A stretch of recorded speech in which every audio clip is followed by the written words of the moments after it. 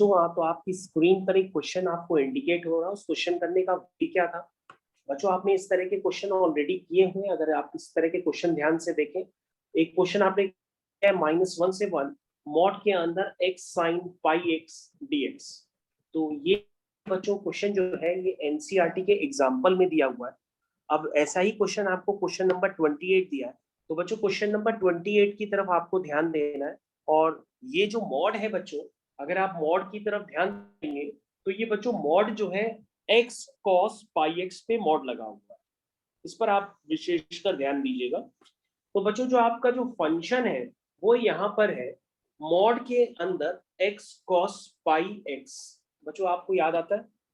और बच्चों अगर आपको याद आ रहा होगा तो आपको ये प्रॉपर्टी, क्योंकि यहाँ पे जो लिमिट्स है बच्चों वो -a से +a वाली लिमिट, यानी बच्चों यहाँ पे जो लिमिट है वो -2 से +2 वाली लिमिट। तो बच्चों जब -2 से +2 वाली लिमिट होती है तो उसको कंपेयर करते हैं -a से +a वाली लिमिट से और लिखते हैं -a to a fx dx is equal to 2 times 0 से a fx dx। तो बच्चों उसको इस तरह से लिखते हैं 2 टाइम्स 0 से a fx dx। आपको याद आ गया होगा। लेकिन ये कब लिखते हैं बच्चों? जब आपका जो फंक्शन हो, यानी जो आपका fx हो वो इवन फंक्शन हो। और इवन फंक्शन की क्या प्रॉपर्टी होती है बच्चों? इवन फंक्शन की प्रॉपर्टी होती है कि f of -x is equal to fx अगर है तभी आप 2 टाइम्स 0 से a fx dx लिख सकते हैं। लिख सकते हैं ना बच्चों? क्योंकि बच्चों मैंने आपको बताया था कि जो cos x का ग्राफ होता है वो y एक्सिस के अबाउट सिमेट्रिकल होता है। तो हम लेफ्ट हैंड और राइट हैंड साइड पे -2 से +2 तक जाएंगे तो उसमें अगर हम चाहे लेफ्ट हैंड साइड पे इंटीग्रेट कर लें, चाहे हम राइट हैंड साइड पे इंटीग्रेट कर लें और उसका हम डबल कर दें तो पूरा आंसर आ जाए। और इस बात को अगर हम इस प्रॉपर्टी से समझा दें तो ये प्रॉपर्टी अब आप समझ गए होंगे। तो प्रॉपर्टी को अप्लाई करने के लिए f ऑफ -x निकालिए। तो बच्चों x -x से रिप्लेस हो जाएगा और ये cos ऑफ पाई -x ये ऐसे दिखाई देगा आपको। तो बच्चों आप तो समझ ही गए होंगे कि ये मॉडुलस है और मॉडुलस से अगर माइनस होगा भी तो वो प्लस में कन्वर्ट हो जाएगा। तो इसका मतलब f ऑफ -x fx में साफ साफ दिखाई दे रहा है। इसका मतलब मॉड के अंदर जो x cos पाई x है वो आपका कैसा फंक्शन है बच्चों? वो आपका बच्चों कैसा फंक्शन है? Even function. और इवन फंक्शन है तो बच्चों आप अपने क्वेश्चन को कैसे लिखोगे? आप लिखोगे दिस इज -2 से 2 मॉड के अंदर है x cos pi x dx is equal to 2 times 0 से 2। ये देखो मैंने बच्चों प्रॉपर्टी लगा दी -a से a वाली, 2 टाइम्स 0 से a fx dx। तो बच्चों x cos pi x dx। तो बच्चों मैंने देखो प्रॉपर्टी लगा दी है। और बच्चों अब आपका जो लिमिट में x है वो कहां से वेरी कर रहा है? 0 से 2 तक। अब बच्चों हम क्या करेंगे? यहां पर सबसे पहले हम अपने फंक्शन को ध्यान देते हैं। आपका जो फंक्शन है बच्चों वो है mod x into mod cos pi x। तो बच्चों आपको मॉड की ओपनिंग के लिए पहले सोचना पड़ेगा कि cos x कैसे दिखाई देगा आपको। तो पहले बच्चों हम लोग cos x का ग्राफ बना लेते हैं। राइट हैंड साइड में देखो बच्चों cos x का मैं ग्राफ बना रहा हूं। ये cos x का ग्राफ हो गया बच्चों।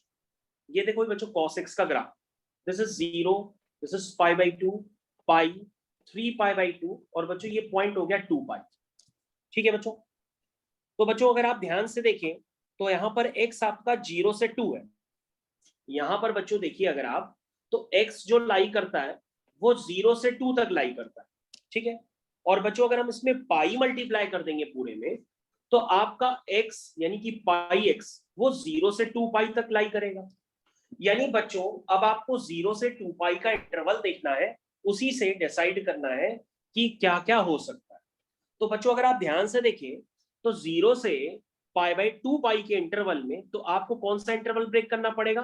पहले 0 से π/2, फिर आप इंटरवल कौन सा ब्रेक करेंगे? फिर π/2 से 3π/2, फिर कौन सा इंटरवल ब्रेक करेंगे? 3π/2 से 2 पाई, क्योंकि तीनों में साइन लगातार क्या हो रहा है? चेंज हो रहा है। तो बच्चों आपके 3 केसेस बनेंगे इस क्वेश्चन में और उसी से मॉड की ओपनिंग डिसाइड होगी। तो बच्चों फर्स्ट केस आप कैसा बनाएंगे? आप लिखेंगे x लाई करता है, यानी कि जो पाई एक्स है आपका, ध्यान से देखिएगा बच्चों, सबसे पहला केस जो पाई एक्स है बच्चों वो आपका लाई करता है कहां से कहां तक? 0 से π/2, 0 से π/2। तो बच्चों अगर पाई एक्स 0 से π/2 लाई करेगा तो बच्चों x कहां से लाई करेगा, तुम कहोगे x लाई करेगा 0 से लेकर के हाफ तक।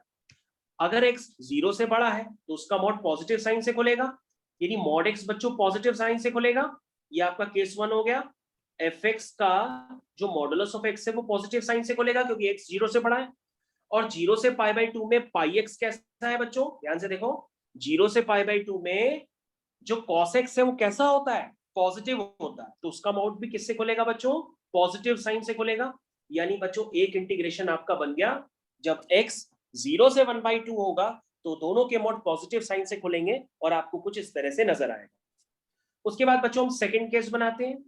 सेकंड केस में आपका क्लियर कट है, ग्राफ से देखिए जो पाई एक्स है वो कहां से कहां लाई कराते हैं, हम लाई कराते हैं π/2 से 3π/2। तो बच्चों अगर पाई एक्स यहां से यहां लाई करेगा तो x कहां से कहां लाई करेगा, पूरी इक्वेशन में डिवाइड कर दीजिए या मल्टीप्लाई कर दीजिए 2 से, तो ये बन जाएगा 1/2 से 3/2। तो x आपका 1/2 से 3/2 लाई करेगा। तो बच्चों आपका जो fx है वो कैसा नजर आएगा। अब आप कहोगे सर x तो अभी भी पॉजिटिव है क्योंकि वो 0 से बड़ा है 1/2 से 3/2, तो उसका मॉड तो पॉजिटिव साइन से खुलेगा। लेकिन सर π/2 से 3π/2 के बीच में जो पाई एक्स है वो नेगेटिव है, यानी cos x वहां पे नेगेटिव हो रहा है, तो उसका मॉड नेगेटिव साइन से खुलेगा, यानी ये माइनस कॉस पाई एक्स हो जाएगा।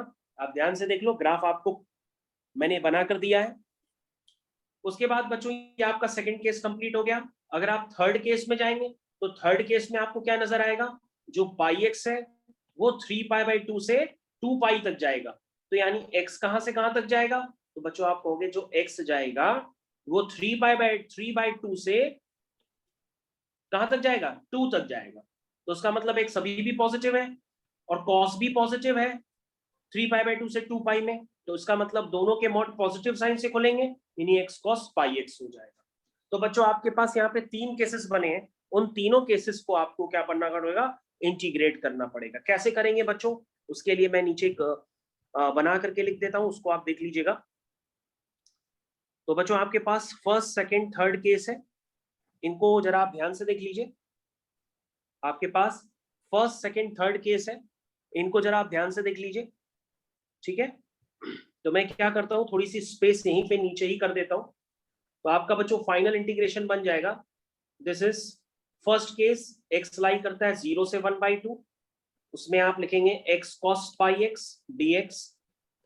फिर x लाई करेगा 1/2 से 3/2, उसमें आप लिखेंगे minus x, minus plus minus हो जाएगा तो ओवरऑल आप माइनस लगा दीजिए, minus x cos πx dx।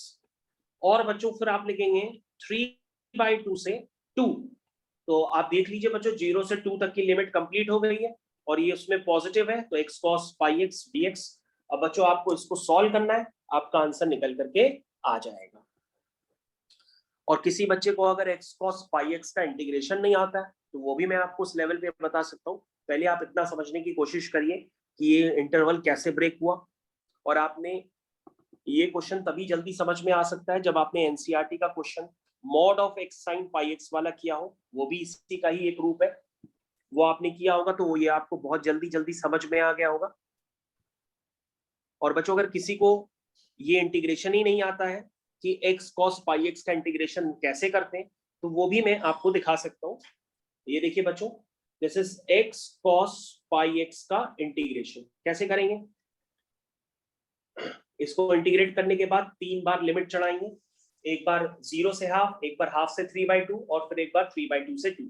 तो पहले आपको ये इंटीग्रेशन पता होना चाहिए कैसे करेंगे बच्चों। उसके लिए आपको सिखाया गया है कि आइलेट होता है, क्या होता है, आइलेट, इनवर्स लॉग, अपने आप को म्यूट कर लीजिए, इनवर्स लॉग एल्जेब्रिक। तो बच्चों एल्जेब्रिक आ गया तो वो फर्स्ट फंक्शन हो गया, और ट्रिग्नोमेट्रिक आ गया तो वो सेकंड फंक्शन हो गया। कैसे अप्लाई करते हैं, first function integration of second function minus integration बड़ा bracket d by dx of first function integration of second function dx bracket close dx। तो यहां तक समझ में आ गया। तो बच्चों ये हो गया x cos πx का इंटीग्रेशन क्या होता है, ये होगा sin πx, और x के कोफिशिएंट पाई से डिवाइड कर देंगे, इंटीग्रेशन x का 1 हो गया, cos πx का हो जाएगा sin πx, और x का कोफिशिएंट पाई से डिवाइड कर देंगे dx। तो बच्चों फाइनली आपका निकल के आ गया x sin pi x upon x sin pi x upon pi minus 1 by pi, ये माइनस माइनस प्लस हो जाएगा और नीचे पाई से फिर डिवाइड हो जाएगा पाई x। सो बच्चों ये इसका इंटीग्रेशन। और बच्चों इस वाले इंटीग्रेशन पे एक बार आप लिमिट क्या चढ़ाएंगे, एक बार चढ़ाएंगे 0 से हाफ प्लस, फिर आप यही सेम इंटीग्रेशन लिखेंगे, फिर आप यही सेम इंटीग्रेशन लिखेंगे और उस पे लिमिट चढ़ाएंगे बच्चों हाफ से 3/2। चेक कर लीजिए आपने यही काम किया है पीछे अभी, 0 से हाफ, हाफ से 3/2। अब 3/2 से बच्चों कहां चलेगा 2, 3/2 से 2। तो यही इंटीग्रेशन यानी कि x sin पाई x upon pi plus 1 upon pi square cos pi x, और इस पे चढ़ेगा बच्चों 3/2 से 2। ये आपको लिमिट अप्लाई करनी पड़ेगी, यहाँ बीच में माइनस का साइन था, मैंने माइनस लगा दिया। अब बच्चों यहां से आपका आंसर निकल गया। ये ऐसे ही आप इस क्वेश्चन को करेंगे अगर आपने किया होगा तो। This is the way to write the question. तो बच्चों आपको पूरी तरीके से समझ में आया होगा कि मैंने इतनी देर तक क्या गाथा गाई है। फिर भी आपको समझ में ना आया हो तो आप, ये वीडियो रिकॉर्ड हो गया, मेरे से रिकॉर्डिंग लेंगे तो आप उसको पॉज करके बार बार देख सकते हैं, तो आपको जरूर समझ में आ जाएगा। तो बच्चों next workbook is application of integrals. अब हम लोग इस वर्कबुक को स्टार्ट करेंगे बच्चों।